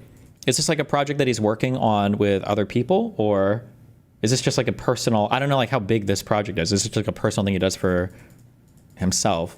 Because like, I imagine the standard that we would have for this is going to be significantly different. If this is like a small game that he's just like launching himself, that he never plans to update or anything like that, versus if he's working on a bigger project with other people, I don't know if it matters as much, but... Alter the car's constructor and pass in that information. Horsepower 98, door number 4, transmission automatic, fuel gasoline. You don't need to be a game developer to know that that's a lot more maintainable than whatever Thor has here. Another really good example of that is at 2556. So if we jump there, okay, right here. Alarm 0, alarm 1, door number or fuel, bare minimum typing, which is the most expressive form of instantiation. What we can do in that case is define an alias at the bare minimum or a class, and we can call it horsepower. And then we could create an enumeration for things like transmission or fuel. And then we alter the car's constructor and pass in that information. Horsepower 98, door number 4, transmission automatic, fuel gasoline. You don't need to be a game developer to know that that's a lot more maintainable than whatever Thor has here.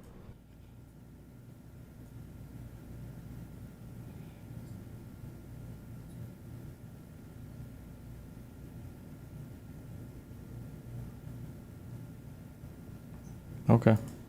Another really good example of that is at 2556. So if we jump there, okay, right here. Alarm 0, alarm 1, alarm 2.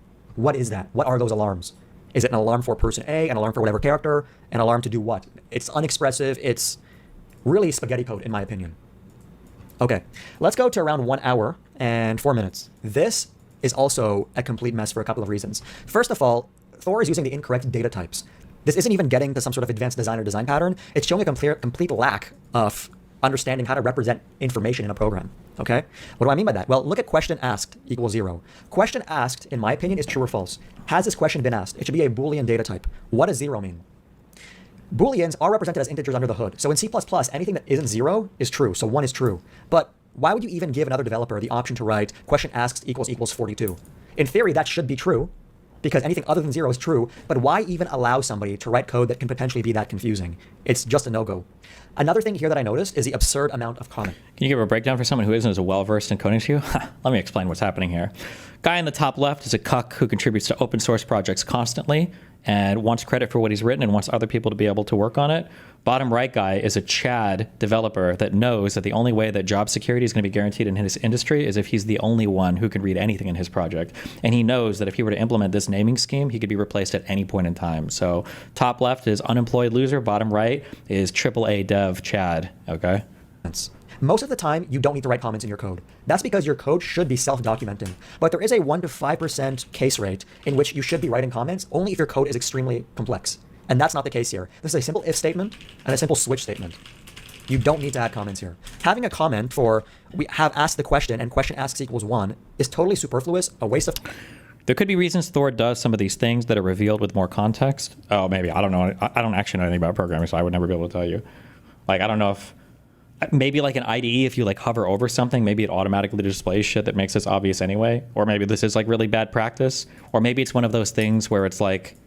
Because there's good practice, there's bad practice, but there's also like ideal practice, which is like what would like the perfect code look like, and it gets abandoned I think like 2 days into every project ever. So, but I don't know like how, like these might be really legitimate criticisms, they might be not really that important, or they might be totally meaningless. I don't know. I can't say. Time, a waste of space. I'm not sure why it was added, if not just to waste time on a dev stream, to spend more time pretending you're coding than watching videos. Okay, let's take a look at his second stream, because the rest of this stream is reviewing other games, looking at his subscription count. I don't know why he gets so horny looking at this. Watching video games, etc. You guys get the point. Storyline array number. Oh my god. Here he appears to be storing a timeline of events in a flat one-dimensional array with random numbers as the indices in order to represent said event. So literally anything would be an upgrade over what is written here. For example, what he could have done is created a nested structure. Which point of honest, if you don't care enough knowledge, probably comment on it, because I can pick up more memes, and then I can use my internal Markov chaining thing to trigger the fuck out of software people in my chat. Where all of those default values, instead of being hard-coded and written in some file, can simply be stored in a YAML or configuration file that can be edited outside of the build, as to not waste time rebuilding the entire application, in a YAML or XML format.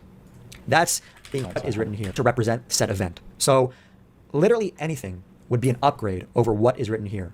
For example, what he could have done is created a nested structure where all those default values, instead of being hard-coded and written in some file, can simply be stored in a YAML or configuration file that can be edited outside of the build, as to not waste time rebuilding the entire application, in a YAML or XML format. That's development 101. You learn it in the first week of your new job as either an intern or a junior developer. What's even worse is he now also needs to remember what 419 means. So somewhere in his code, he needs to actually add a comment or something to represent what 419 is. As you can see here, I found the file that contains all these events, which are the association between a magic number and some state.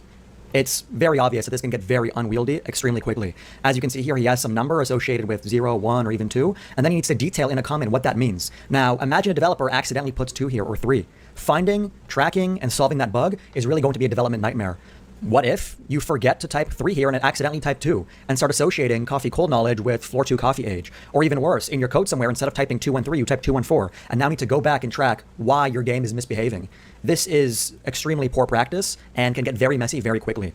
Not only that, but this is going to significantly decrease the velocity of your development because you're going to need to jump between the storyline vars file, find the event you want to reference somewhere else. And like the reason also why I don't like, it's hard to say like whether what's okay or not. I remember that there was, I think the source or partial source was leaked for the fucking card game. What was it called? What was the Balatro or whatever? Balatro, I think, Balatro or Boltero, I don't know, Balatro. And the whole fucking programmer community came out and like shat on how this guy had like individually defined stuff or whatever. And I think it wasn't until one actual like game developer came out and had this whole post where he's like, actually, there's a really good reason why, like if you have unique classes that aren't continually modified or changed and each, like you would probably define everything like this. Like this might not be standard practice in like a large project that you'd ordinarily work on, but for a video game, like you would probably, so I don't know, like this might be dog shit. It might be fine. I just can't say. I don't have any background experience in any of this, so. Code and go back to that line that you like to reference the event in. So you're going to constantly need to be jumping between files, forgetting, potentially But I also like my guess would also be that if this is like a personal project for you that you just like enjoy working on, and then eventually you're going to, you know, like compile and ship, and that's it. You don't ever plan on like updating it or doing anything else with it.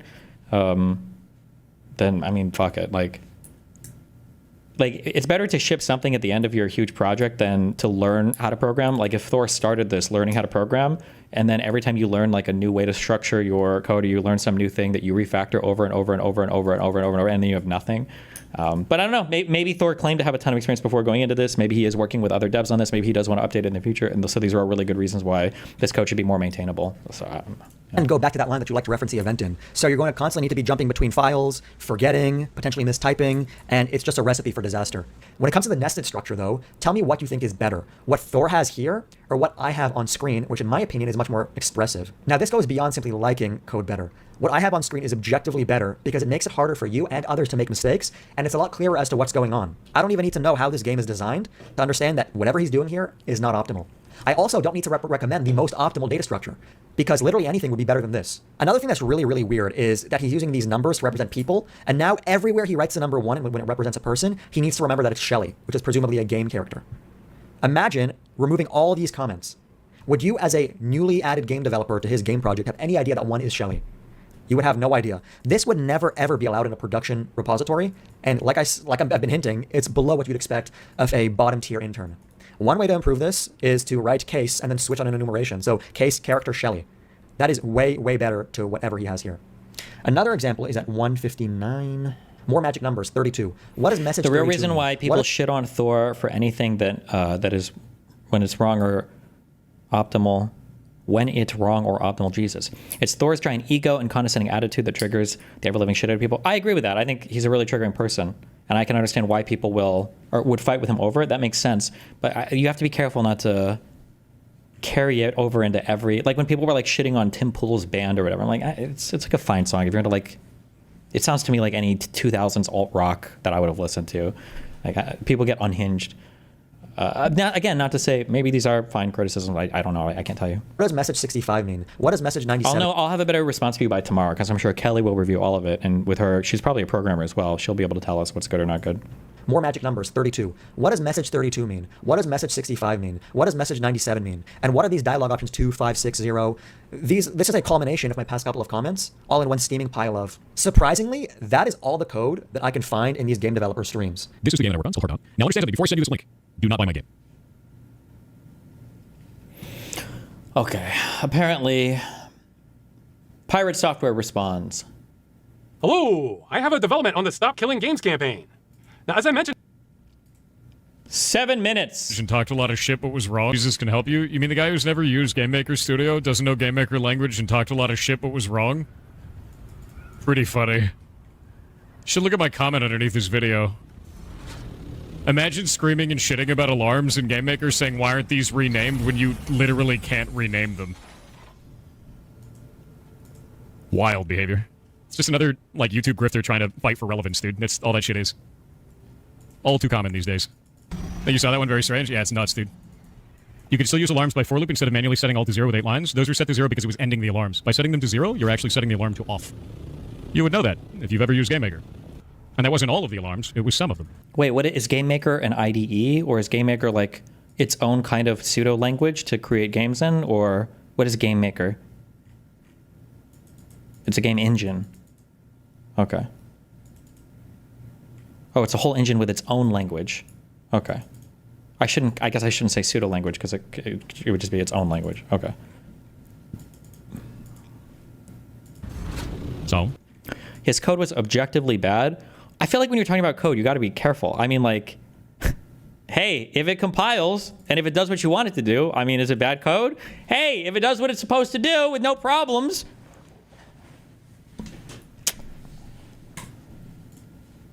There'd be no reason to set that to a for loop. Can't see your comment? Did he delete it? That'd be even funnier. Oh, you deleted the comment? That would be even funnier. No, it's still there.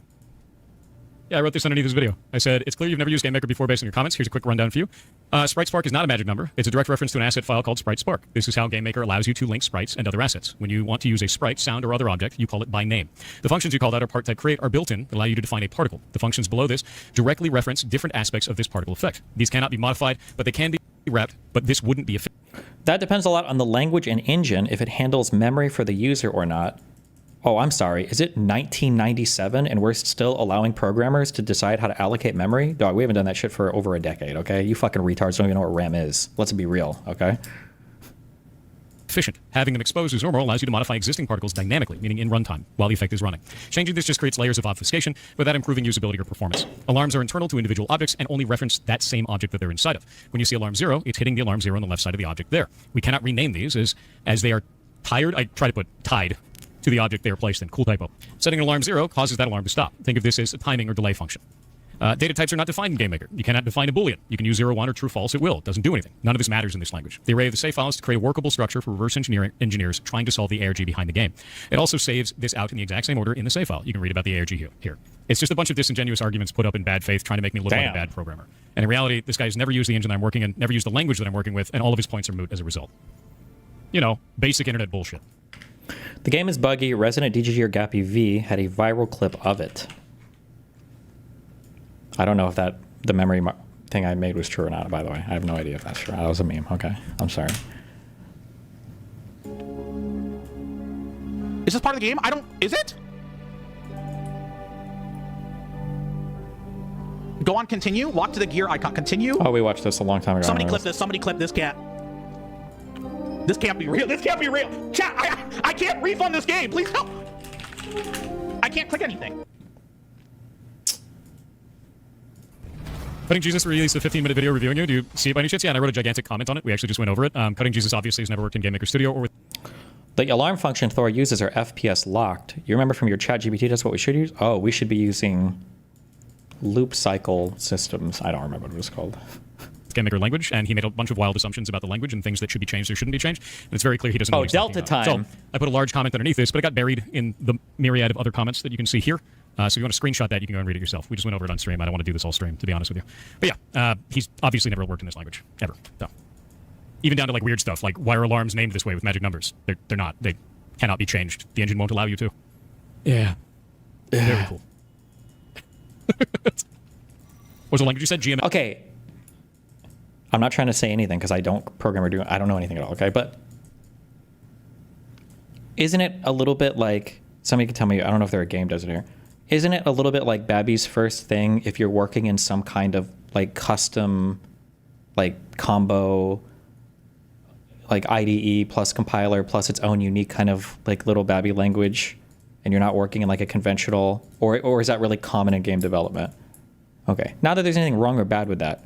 So I've worked in GameMaker for years. It still doesn't have auto garbage cleanup for everything. Services, for example, still need to be destroyed by the user. It's complete ass. I don't know what service means, but okay. ML. It's called GameMaker language. It is built in for GameMaker. GameMaker does not allow you to use other languages. So as a result of this, he doesn't know what he's talking about. And he's bitching about shit that is not changeable inside of GameMaker. Yeah. Somebody said yes, but there were a number of successful games made from those. Okay. Which, you know, I would expect a little bit better from someone named Coding Jesus. Ooh. But I've got the ego, right? Very cool. Is he a web dev or something? I have no idea, but he clearly doesn't know this language. You can review languages, many concepts are transferable. Destiny, you can argue code is suboptimal and inefficient. Meanwhile, the code doing what it is supposed to do right. With how Pirate presents himself, shitting on his code being suboptimal seems reasonable, right? Well, you have to be careful. When you say like something is suboptimal, now maybe programmers use these terms more precisely, but something can be suboptimal and that there might be a better way to write something that is more maintainable, meaning can you go back at it, look at it, and kind of intuitively understand what's being written, rather than go back, look at it, and go, okay, I think it was 4 a.m. when I wrote this, and I was super fucking pissed off on my 7th fucking cup of coffee and my 100th milligram of Adderall, and I think I wanted this to refer to this other thing here, and I have to go and check and see what, right? That's like the maintainability is, I think, basically like how easy is it to look at, and then to understand what you fucking wrote, and then to change if you need to, and there might be some modularity or some other thing. How easy can you add to something? And I don't know, maybe that.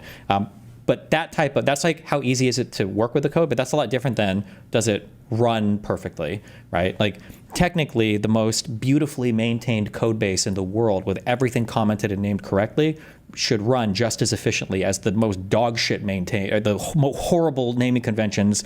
All of your things are just named 1 through 1 million and you write whatever, like it all compiles the same. But if you are, so I mean, it depends on what you mean by, like, is it good code or not? It depends on the context of what you're talking about, I guess, right? Steps can be transferable, but specifics are not, and that's the problem. This person called out a bunch of specifics, as they would in another language, that are not correct in this language.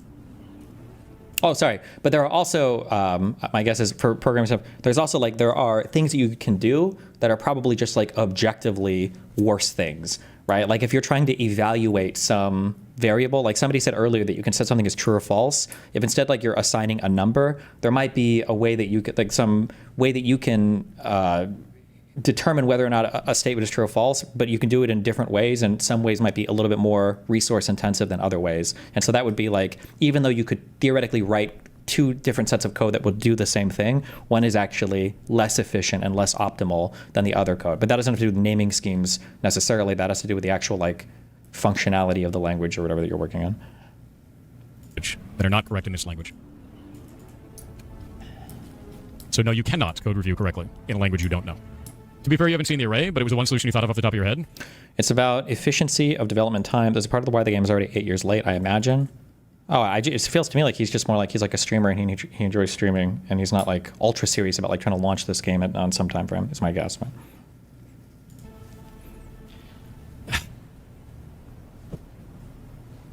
want to slap you. How do you fix something you haven't seen before? Stop it. Literally part of the problem. God damn, dude. That's even funnier. You can see the comments. Some people can't see it. Some people can see it. It's not going to be up at the top. You're going to have to search for it because it only has 16 likes. And Destiny, you can cut vegetables with a butter knife, but you'd still call the guy doing so retarded, no? It's not about whether or not cutting vegetables with a butter knife or a steak knife is good. It's about when the customer eats the food, can he tell what type of knife it's been cut with, right? Whether or not the chef uses a butter knife or a steak knife, right? Maybe using the butter knife is retarded, but by the time the customer gets the binary, the compiled program that he's like, working with, if it's cut, it's cut. He doesn't give a fuck what it's cut with, right? I can't give you a direct link to it, so bleh. You can shadow ban people, yeah. When you ban somebody on YouTube, it does like weird, sneaky bullshit. It's called hiding them from the channel, which we don't really know what that does. So I wouldn't be surprised. So Tiny is defending pirate software. I'm not defending pirate software. I don't know. He legitimately might have like dog shit, like practice and code, and it might actually really be bad. I don't know. I'm just saying. There's like this. Sometimes there's like this cringe.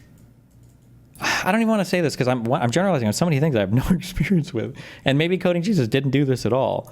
But like sometimes people will be like, it's time we're doing a review of this guy's project. And what they'll do is they'll go through and they'll be like, he didn't do all of these incredibly basic, really stringent things that are like maybe considered like best practice always.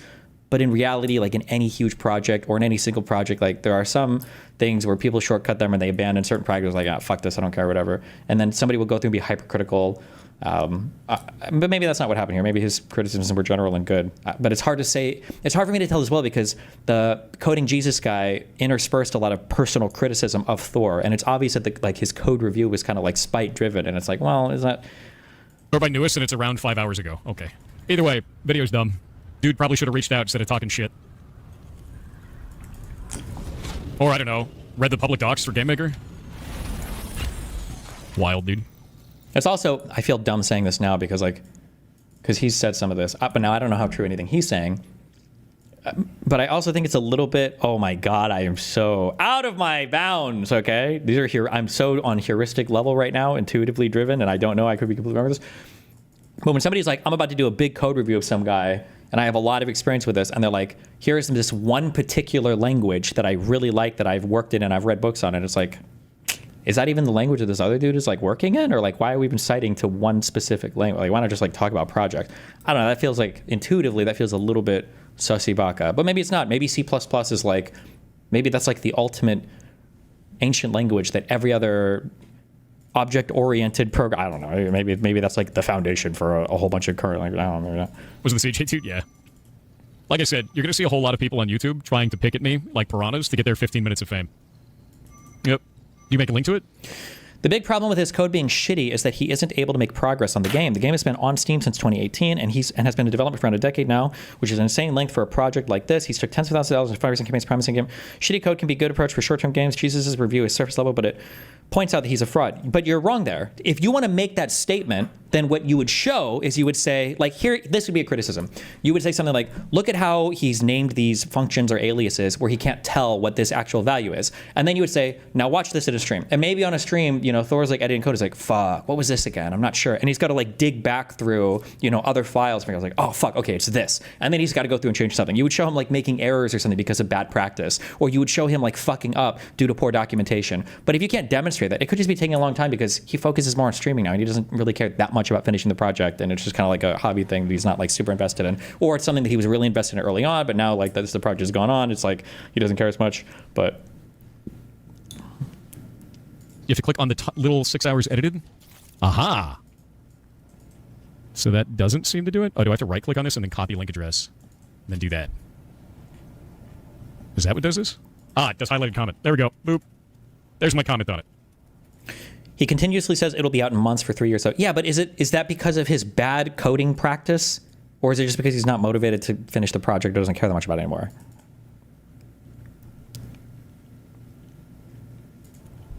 Enjoy. And I also have a whole argument with a whole bunch of people in the replies in there so they can see what's going on with it. I talked them through the entire thing of why. Wasn't the other point that there is no videos of him actually coding on stream, though, so he can't do that? I mean, maybe he doesn't like to code on stream. I don't know if I would want to code on stream. Because like the reality is like coding, there's probably a billion different solutions for the same fucking problem. And what's actually going to happen, and I'm not calling out Coding Jesus, because remember, I don't know fuck all about this thing the other day, okay? Coding is a lot like, or having other people review your code, it seems a lot like talking to girls about like what you should do for dating. Where like if you ask a girl, you know, what do you think women like in men? They're going to just tell you the thing that they like personally or that they think they like. And so my guess is anytime you're doing any sort of like programming project and you're like, okay, I got to work on this, everybody in chat's going to be spamming the best way to do it. And the best way to do it is probably just going to be the one way that they've managed to do it in the past that they're familiar with. And then people are going to be fighting to the death on like every fucking retarded thing that you try to implement and every fucking thing that you try. Fuck all. I don't know. That feels like it would literally be actual torture, like 10th circle of hell shit. Why I did that all in an array, because that is not normal practice to do that, and it's specifically so that you guys can reverse engineer the game and solve the ARG. Sometimes doing bad practice has meaning, which is why I did it in that case, so that you guys could do those ARG components. And I've been saying that for years. The ARG solving community around the game. Well, hold on, wait. Hold on. I can't believe I'm even having this conversation because I know nothing about this. Okay. There is no reason for you to follow coding conventions outside of what is objectively good in the situation when it's your own code. So that's probably not true. There's probably good reasons to follow convention because if you do write in a very sloppy way or you do retarded shit, what you probably don't want to be in is a situation where you put down a project because real life happens or other stuff is going on, and then you really want to pick something up, and then you go to open it and you start to like drool as your eyes glaze over and you're trying to look and you're like, I don't remember what the fuck I was even doing here. And then you'll end up spending a lot of time reworking something or being frustrated. And then after 30 minutes, you realize like, oh fuck, this is why I had this. And it's just like, you don't want to be stuck in that area. So like good convention and good documentation doesn't just help other people. It also probably helps you if you're not single-mindedly fucking fixated and focused on your one project. So knows this. That's why it's done. So it's not a gotcha. It's just stupid. Yep. So anyway, enjoy. Enjoy. Somebody said, Dev here, GameMaker is even worse, as if you don't use its keywords like repeat, making a for loop will run slower, etc.